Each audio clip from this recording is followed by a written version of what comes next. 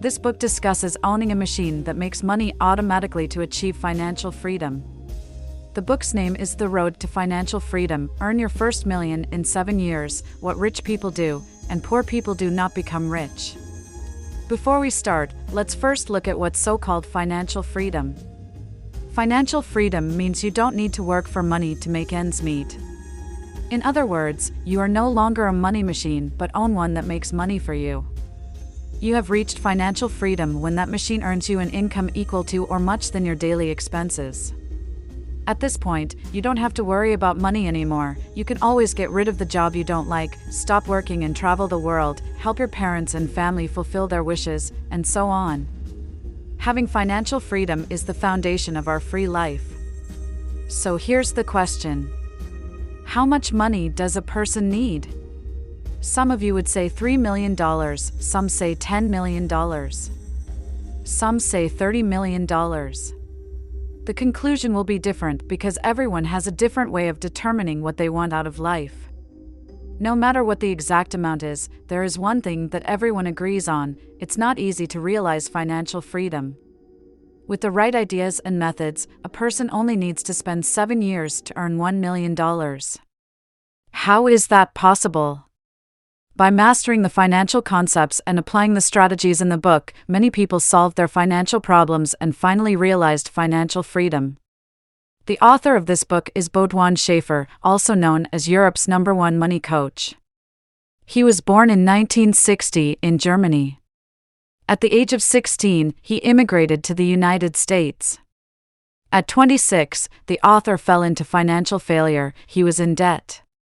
But 4 years later, he got out of debt and owned several companies. He became a European billionaire through his investments.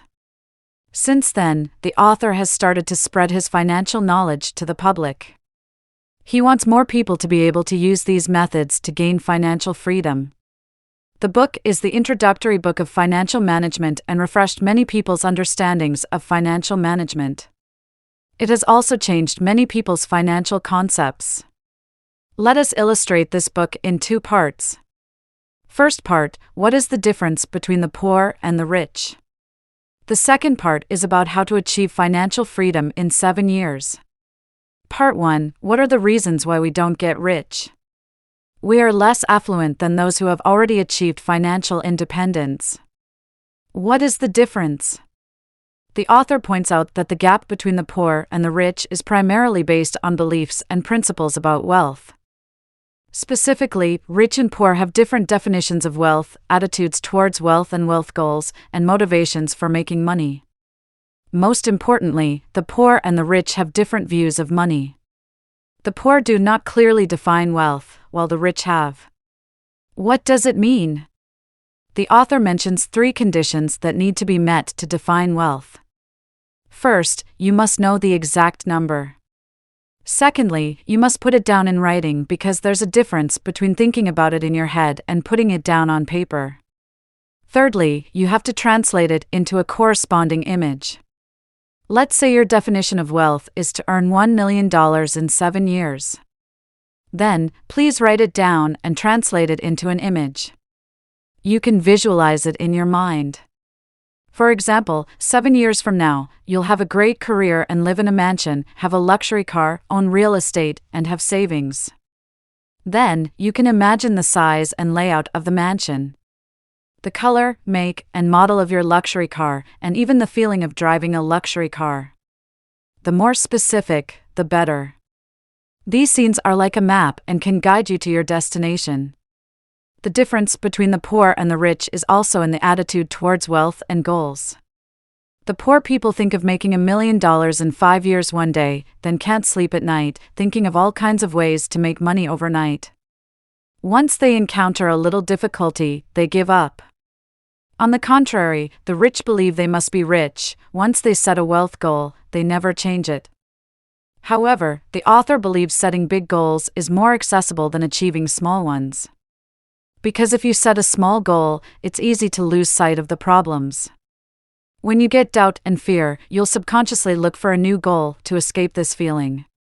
This way, you'll get farther and farther away from your original goal. The gap between the poor and the rich manifests in a lack of motivation to make money. Poor people have a lot of excuses, focusing only on their disadvantages, and don't intend to give 110% of their effort. Low-income people are always more focused on the why than the how. The author lists 2 straightforward questions. Firstly, if you were to use your entire body and mind, do you think that in the next year, you could earn how much money? Secondly, have you considered multiplying your highest earning month by 12 and increasing your monthly income by 10%? That's pretty high. You can see for yourself the results. The gap between the poor and the rich on a deeper level is the concept of money. It's a difference in the way they think about money. Often, our subconscious view of money will betray us. There are some thoughts we may not even realize, then we say no, it's tough to get rich. The author gives an example in his book. He had an acquaintance, Thomas. He thought there were a lot of good things about being rich. But in reality, the people around him knew Thomas's true thoughts on wealth were very negative. Thomas thinks that money makes people evil and corrupt. He spends what he has and never saves it. How can he be rich? No, objectively, negative thinking is not about right or wrong. Instead, are these ideas helping or preventing you from realizing your wealth goals? The author gave several examples of positive thinking about money. Bill Gates, the wealthiest man in the world, set up a charitable foundation and gave away another $4.6 billion. Of course, he's still the richest man in the world after that. When the earthquake struck, many celebrities and corporations donated to help the people in the disaster area. The second part is about how to spend a short period of 7 years to achieve financial freedom. The author points out that a 3-step plan and 4 strategies are needed to achieve financial freedom within 7 years. These 3 incremental steps represent financial goals, financial security, safety, and freedom. Each phase corresponds to different amounts of money. Financial security means having enough emergency savings to cover basic living expenses for 6 to 12 months. For example, if you need at least $3,000 per month and want to be financially secure for 6 months, you would need at least $3,000 multiplied by 6, which is $18,000 in emergency savings. This money is for unexpected situations like illness, unemployment, or unforeseen troubles. Once financial security is achieved, the next step is to pursue financial safety. Financial safety means accumulating enough funds to rely on interest income to meet basic living needs. For example, if the interest rate is 8% and you need at least $3,000 per month, you would need $3,000 multiplied by 150, which is $450,000, to achieve financial safety. Then, financial freedom relies solely on the interest generated by assets to cover basic living expenses without having to work actively. The amount of interest required and the years to achieve financial freedom depend entirely on one's daily expenses. For strategies. Achieving financial freedom in 7 years requires using 4 main strategies. The first is to save a certain percentage of money. The second is to use these savings to invest. Third, find ways to increase your income. Fourthly, with each increase in income. The first strategy is saving. The author emphasizes the importance of savings as the fundamental and most straightforward way of financial management. When people talk about saving money, they think our elders did it, the elders who can't enjoy themselves. The author points out that it's not income but savings that makes people rich. Suppose you spend all your income on food, drink, entertainment, traveling every month, and so on. Even if you earn enough money, you can't realize financial freedom. When the author first entered society, he was a standard hedonist. With the help of credit cards, he lived the life of the so-called upper class. He became a card-enslaved person and got into debt. And then? The author met a successful man who advised him. He asked him to save 50% of his income. At the time, the author's first thought was, no way.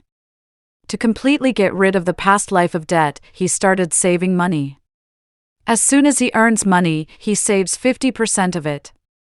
And then he went on a 5-mark plan. That means you can only spend 5 marks a day. But after 8 months, he had paid off all his debts and built up his first cash reserves to start investing. Warren Buffett saved every dollar he could when he was a paperboy. He hardly ever buys anything. Because he's more concerned about his future wealth, Warren Buffett's secret to getting rich is simple: to save and invest and keep saving and investing. The second strategy is investing, as more than saving money alone is needed to become wealthy quickly. The ultimate goal is to achieve financial freedom, which allows greater freedom in using cash for consumption without being overly frugal or enslaved by money. The key to distinguishing between investments and debts lies in the direction of money flow. If money flows towards you, it is considered an investment, but if it moves away from you, it is a debt. Some debts are evident, such as high-interest loans like payday or credit card debts, while others are more subtle, like car loans or mortgages on a primary residence. Many people might argue that cars and houses are assets. However, the author points out that cars start depreciating from purchase and come with additional costs like parking fees, gas, maintenance, etc. So, cars are considered liabilities. On the other hand, a primary residence is an investment for the bank because they earn interest on the mortgage payments. However, for the homeowner, it is a liability as they must pay interest to the bank as long as the mortgage is not fully paid off. The house belongs to the bank as long as the loan is not cleared. The third strategy is to increase income. In today's diverse world, there are many ways to increase your income if you are willing to think creatively. Each person's unique talents and passions can be tapped into. The author suggests identifying your natural talents and passions and setting a goal to become an expert in your chosen field within 3 years. You can then use a powerful technique of envisioning that it's already 3 years later and you have achieved expertise in your field. If you consider diving into one field, then write an advertisement about yourself, promote your products or services to others, and showcase your strengths and capabilities from a customer's perspective. This exercise helps you consider how to best meet customer needs and whether you genuinely enjoy your chosen field. If not, consider switching to another field earlier rather than later. Additionally, you can gradually explore other sources of income, concentrating your efforts on well-paying jobs and reducing low-paying, time-consuming ones. Once you've increased your income significantly, move on to the fourth strategy. The fourth strategy is to save a certain percentage of the additional income you earn. If you can control your desires and maintain your current level of spending, you can save all of the additional income. Early investment is essential because the magic of compounding is significant. With the proper knowledge and understanding of investments, the earlier you start, the better. Compounding can work wonders in growing your wealth over time. The two significant factors that affect compounding are time and the rate of return, interest rate. For instance, let's assume a yearly interest rate of 12%. If you start investing $200 per month from 30 and continue for 35 years until you reach 65, you will have accumulated $1 million.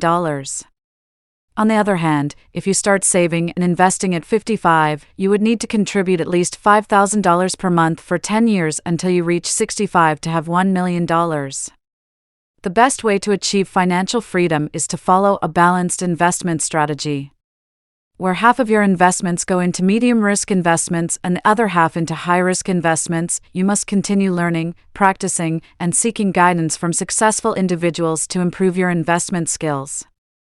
The more money you can allocate to investments, the faster you can achieve financial freedom. If you diligently invest and grow your wealth, you might achieve financial independence well before the projected 7-year time frame.